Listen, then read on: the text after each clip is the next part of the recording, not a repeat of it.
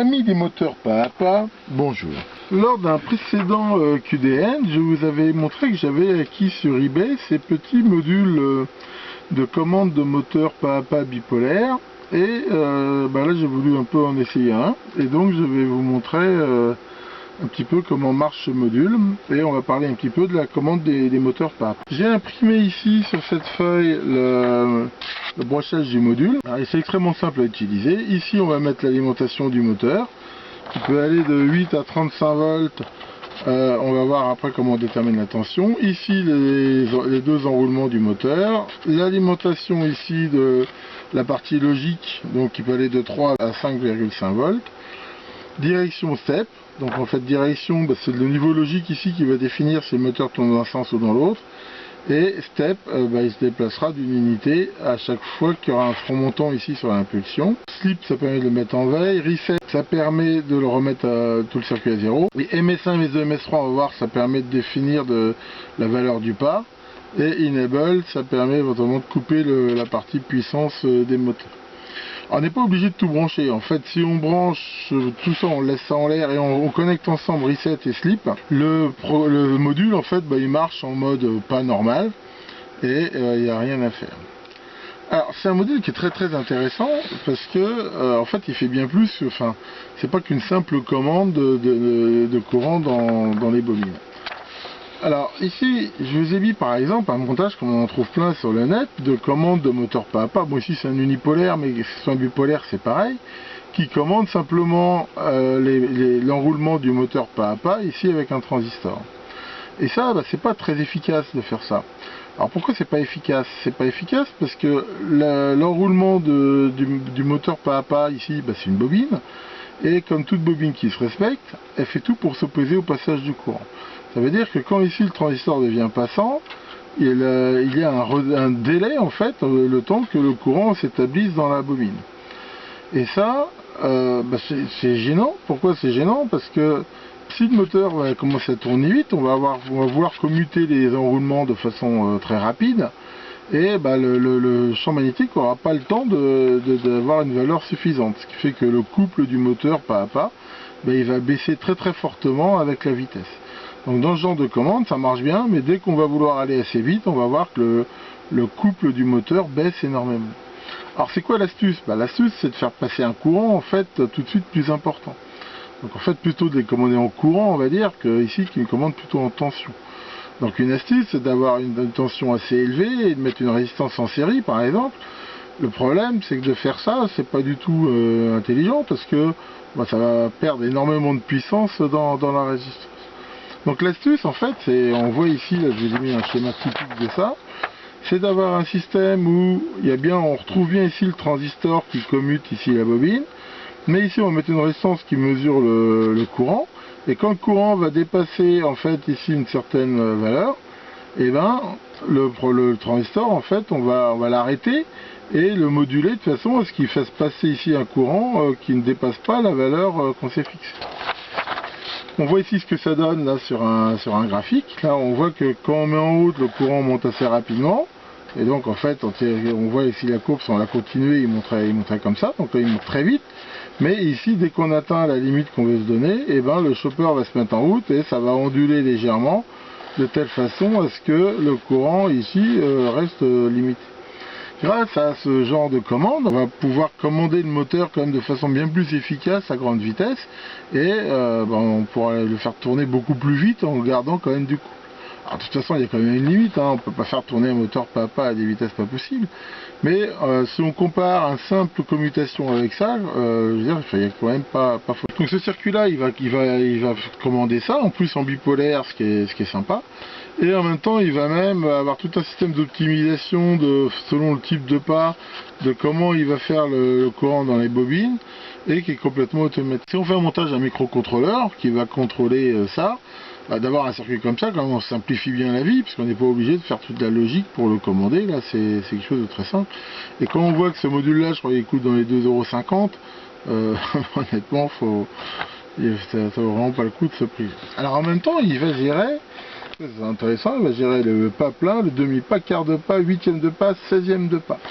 Ça veut dire que en jouant sur le courant dans les bobines et la façon dont on les commute, eh ben, on va pouvoir avoir une résolution de plus en plus basse ici, c'est-à-dire en fait qui est bien meilleure que la résolution de base du moteur. Le moteur qui est ici, par exemple, c'est un 7,5 degrés par pas plein, c'est-à-dire en fait c'est un 48 pas par tour.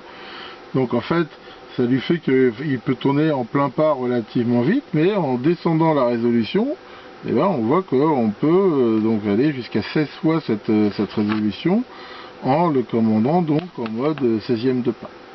Et là, le circuit, c'est très simple, parce qu'il suffit en fait de mettre des combinaisons ici sur les entrées logiques pour le faire commuter. Alors par contre, il faut faire attention, si on veut passer du mode pas plein à pas demi-quart, machin, on peut le changer que quand ça tombe bien sur un pas qui correspond au pas juste de la résolution qu'on remonte. Sinon, il ne peut pas le tenir, c'est assez logique. Je veux dire, si on est à un moment donné sur un quart de pas et on lui dit de revenir à un pas plein, il ne sait plus où il est parce qu'il faut qu'il se remette comme il faut. Enfin, je veux dire, si on fait gaffe à ça, ça permet donc d'avoir quand même des résolutions bien meilleures. On peut très bien imaginer un programme qui va se remettre en pas plein pour aller vite, pour se déplacer, et quand il sera arrivé aux alentours de la position qu'il veut atteindre, et bien ici jouer sur les pas de façon à avoir une approche bien. Alors comment on règle ici, comment on choisit ici la tension? Pour que tout ça marche bien, l'idéal, il faut qu'il travaille ici dans sa zone où le courant, en effet, est haché. Sinon, il n'arrivera pas bien à travailler comme ça. Donc l'idée ici, c'est de mettre une tension suffisante, de telle façon qu'en tournant ici le petit réglage là qu'on voit qui est ici, le petit potentiomètre, on puisse régler le courant maximum donné pour le moteur. Par exemple, ce moteur-là, on voit qu'il est donné pour 6,2 volts et 9,5 ohms par enroulant. Donc un simple calcul montre qu'il faut environ 0,65 ampères par enroulement au maximum. Et donc si je choisis de le faire marcher à son courant maximum, il faut que je règle ici le courant pour qu'au repos, en fait, il passe ce courant-là. Alors attention, comme c'est haché, la notice dit que c'est 0,7 fois le courant. C'est-à-dire, en fait, pour le régler, si je regarde la consommation totale, c'est 650 milli fois 2, parce qu'il y a 2 enroulements, multiplié par 0,7 le coefficient, ça fait qu'il faut que je règle ici pour une consommation de 0,91 ampères. Donc ça c'est très facile, on met, s'il part, on met la tension d'alimentation et on regarde si on peut régler ça. Il faut faire attention avec ces petits réglages CMS, là ils sont très fragiles, donc il ne faut pas trop jouer dessus. Donc voilà pour ces petits modules géniaux. Maintenant on va les faire marcher. Donc là j'alimente le tout en 10 volts avec mon alim et la logique en 5 volts. Donc ici, je vais le mettre sous tension. C'est parti. Voilà. Alors on entend un tout petit sifflement parce qu'en fait la tension de hachage est quand même audible. Et là, on voit par contre que le moteur là, il est bloqué et vraiment on peut pas le bouger. Donc ici, c'est démultiplié, mais pour faire un tour complet ici, d'après mes calculs, là, c'est bizarre comme rapport, mais enfin, il faut faire 259 impulsions. Donc ici j'ai mis mon générateur d'impulsion et voilà, on voit que quand je lui fais faire ici le 259 impulsions, il tourne très facilement pour faire un tour complet. Si ici j'inverse le sens avec dire, on voit qu'il retourne ici dans l'autre sens. Donc ici il est en mode pas plein, donc si grâce ici aux tables on voit que si j'appuie MS1 par exemple, je vais être en demi-pas.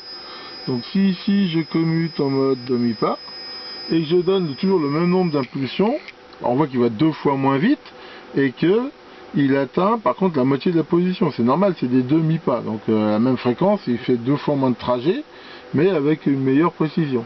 Si j'inverse ici, il va bien revenir. Donc voilà pour ça. Donc on peut faire pareil par exemple avec le quart de pas. Donc ici quart de pas, il suffit de mettre cette combinaison là, si on en croit la doc. Voilà, donc on peut changer ici à quart de pas et pareil. Voilà, là on voit que ça racasse un peu, mais ça fait bien ici un quart de pas. Si je reviens dans la position, ici.